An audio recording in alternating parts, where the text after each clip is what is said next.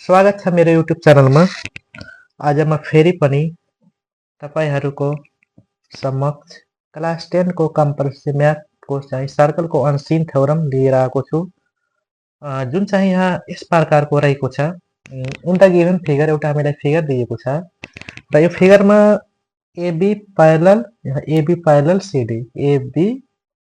CD छ र and angle ABC, यो एंगल प्यारलल सीपीई यो एंगल छ। Then proof that BE equal to CD. यसपछि हामीले यसमा प्रूफ गर्ने हो कि बीई इक्वल टू हाम्रो सीडी हुन्छ। यो प्रूफ गर्ने हो बीई इक्वल टू सीडी हुन्छ। त अब हामी यसलाई सल्भ गरौँ। यसको लागि हामी सर्वप्रथम यहाँ के कुरा दिएको छ त्यो लेखौँ। तो एक नम्बरमा हामीलाई यहाँ दिएको छ गिभन। एक नम्बरमा हामीलाई दिएको छ गिभन। गिभनमा जे दिएको छ त्यो लेखौँ। गिभनमा हामीलाई दिएको छ एबी प्यारलल सीडी एन्ड अर्को हामीलाई दिएको छ angle ABC equal to angle CBE. यति हामीलाई क्वेशनमा दिएको छ। अब हामी सेकेन्ड नम्बरमा हामीले यहाँ के गरौँ भने सेकेन्ड नम्बरमा हामी कन्स्ट्रक्सन गरौँ। कन्स्ट्रक्सन गर्दाखेरि सेकेन्ड नम्बरमा कन्स्ट्रक्सनमा हामी कन्स्ट्रक्सनमा हामी यो डी र इलाई जोड्दिउँ। यहाँ हामी लेखौँ जोइन डी एन्ड ई। हामी यो डी र इलाई जोडौँ, कन्स्ट्रक्सन गरौँ। यसको लागि यसलाई हामी जोड्दिउँ।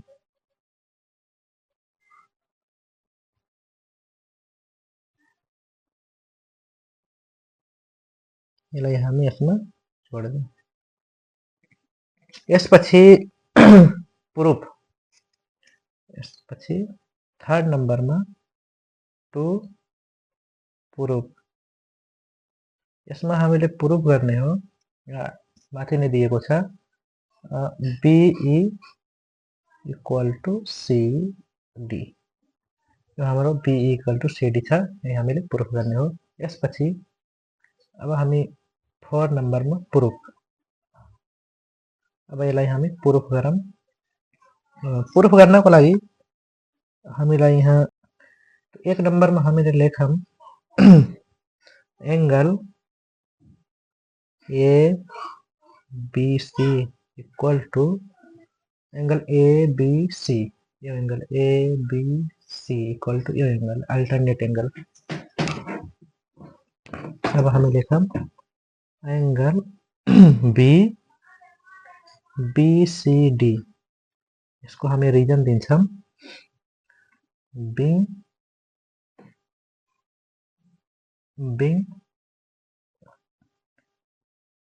Alternate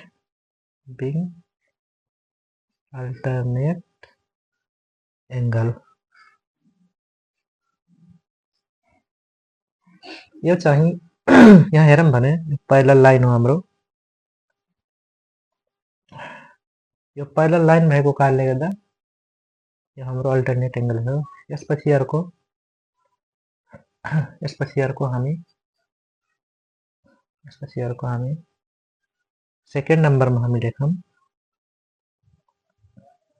angle ABC equal to, यहाँ हामीलाई दिएको छ angle ABC equal to angle CBE. इसको रीजन हमें लेख्न सक्छौं गिभेन। यस्तो थर्ड नम्बरमा अब हामी हेरौँ भने एबीसी बराबर बीसीडी छ, फेरि एबीसी बराबर सीबी छ। अब हामीले यहाँ लेख्न सक्छौं angle BCD equal to angle यहाँ हामी यसलाई यो काटिएको ठाउँलाई पी मानौं। यहाँ हामी काटिएको ठाउँलाई हामी पी मानौं। तो यो हाम्रो सीबी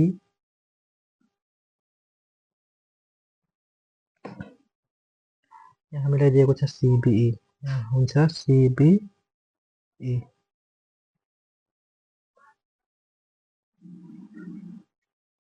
सीबीई हाम्रो भयो सीबीई। इसको हमें रीजन दें from statement 1 and 2। Statement 1 and 2 बाट यो हाम्रो आयो। यसपछि अब 4 नम्बर 4 नम्बरमा हामीले यहाँ 4 नम्बरमा अब हेरौँ भने यो हामी बीसीडी बीसी अनि एउटा के भयो डी भयो। बीसीडी इक्वल टू सीबीई, मतलब यो बेस एंगल यो सेम भयो। अब जब यो बेस एंगल सेम भयो भने यहाँ हामी लेख्न सक्छौं बीपी इक्वल टू हाम्रो सीपी भयो। यो बीपी इक्वल टू हाम्रो के भयो सीपी भयो। किनभने जब बेस एंगल सेम भयो भने यसको यो साइड बराबर यो साइड भयो, साइडहरु पनि के भयो इक्वल भयो। 4 नम्बरमा यहाँ हामी रीजन दिन सक्छौं बेस एंगल, यहाँ लेखौं in triangle BPC, in triangle BPC base angle are same, base angles are equal. यहाँ बेस एंगल के भयो इक्वल भयो, base angle equal, base angle के भयो यहाँ इक्वल भयो है। यसपछि फेरि अब हामीले यहाँ के गरौँ भने यहाँ हेरौँ भने यता हेरौँ, यहाँ हेरौँ भने यो एंगल बराबर यो एंगल, यो हाम्रो इनक्लाइन एंगल भयो। Angle BCD equal to angle BED. अर्को हामी यसलाई गरौँ है, यहाँ लेखौँ 5 नम्बरमा angle BCD, angle BCD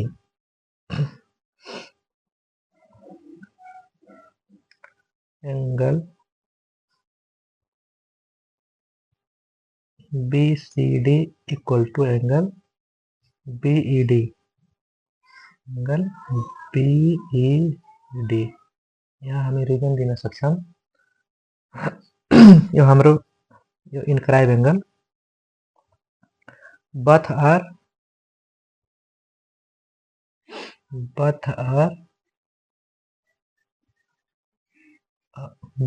same arc, both are on same arc। यो बी र डी आर्क में चाहिँ यो बी र डी आर्क में भागो काटले गर्दा इनक्लाइन एंगलहरु के हुन्छ सेम हुन्छ। यस्तै 6 नम्बरमा 6 नम्बरमा हामी यताको पनि फिगरलाई हेरौँ, यता पनि यो एंगल बराबर हाम्रो यो एंगल हुन्छ, यो पनि सेम आर्क सी मा छ। तो यहाँ हामी लेखौँ CBE angle C B E यो एंगल बराबर angle C D angle C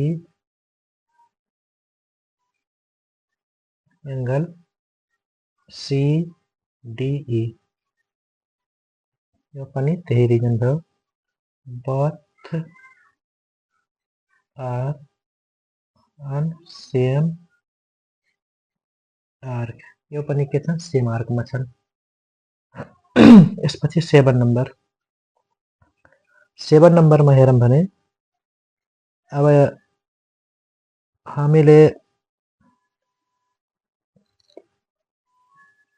7 नम्बरमा हामीले के हेरौँ भने यहाँ हामी लेख्न सक्छौं एंगल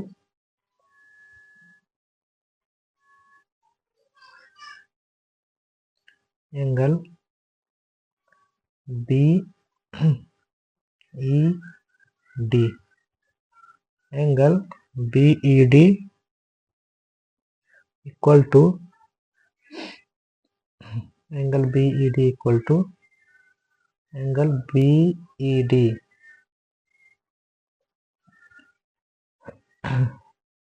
यहाँ angle B E D equal to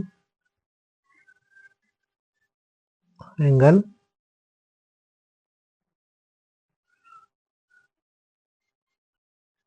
be E D equal to angle यहाँ हामी लेख्न सक्छौं एंगल सी डी ई कसरी यो हामी लेख्यौं यहाँ हेरौं भने पहिला नम्बर हामी यो हेरौं बीईडी कसरी आयो बीईडी तो हाम्रो सीबीई यो सीबीई यो सीबीई बराबर यहाँ हामी हेरौं भने माथि सीबीई बराबर के छ हाम्रो बीसीडी छ अनि बीसीडी बराबर के छ हाम्रो बीईडी इक्वल टू हाम्रो चाहिँ सीडी यो आयो र त्यस्तै हेरौं भने सीडीई यो सीडीई यतिकै भयो यो 7 नम्बरमा हामी लेखौं फ्रम 3 5 and 6 त्यसपछि अब हामी यहाँ हेरौं भने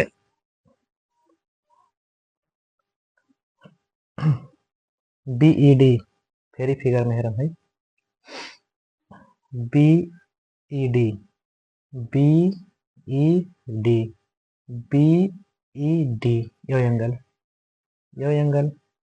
एंगल बराबर हाम्रो भयो सीडीई यो एंगल अब यो एंगल जब दुवै बराबर छन् भने यहाँ हामी लेख्न सक्छौं पीडी इक्वल टू पीसी यहाँ अब हामी लेखौं 8 नम्बरमा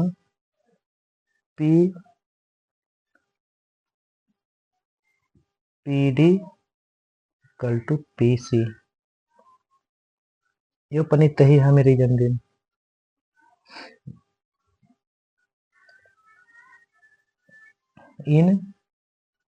in triangle DPE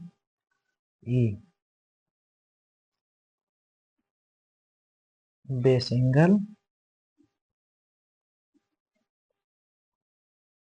are equal यहाँ पनि बेस एंगल यसको के हो इक्वल भयो अब फेरि हामी 9 नम्बरमा अब हामी जोड दिउँ यहाँ हामीले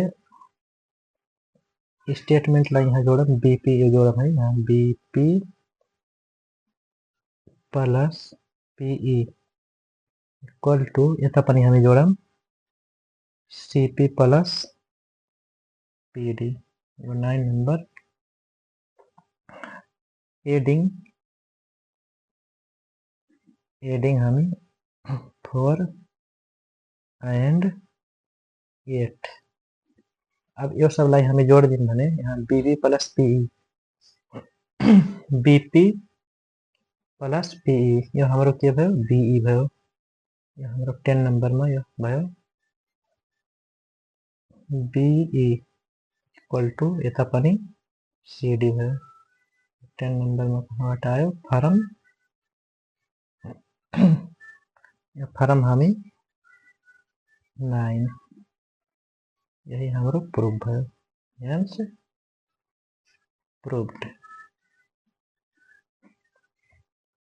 हाम्रो प्रुफ भयो